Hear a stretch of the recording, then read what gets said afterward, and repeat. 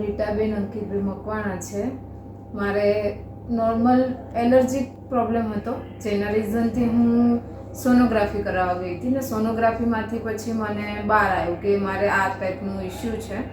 અને પછી અમને રેફરન્સથી સ્વાતિ મેડમ સાથે અમે મળ્યા અને સ્વાતિ મેડમ સાથે અમારી મુલાકાત થઈ. પણ સ્વાતિ મેડમે અમને ખૂબ જ સારી રીતે સમજાવ્યું. ટ્રીટમેન્ટ વિશે બી અમને બહુ સારી માહિતી આપી અને જે બી આ માટે કેન્સર માટેનો જે ડર છે એમણે મને બહુ સારું અને બહુ સરસ ભાષામાં સજેશન આપ્યું.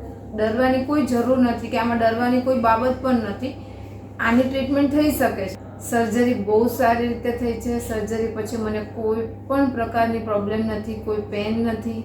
અને એના 15 દિવસ પછી બી હું આજે બતાવવા માટે આવી છું. આજ મારા સ્ટીચ ઓપન થઈ ગયા છે અને સ્ટીચમાં બી મને બહુ જ રિલેક્સ છે. કોઈ પણ જાતનો દુખાવો, કોઈ પણ જાતના પ્રોબ્લેમ નથી અને બધું બહુ સારી રીતે સ્વાતિ મેડમે બતાવી દીધું છે.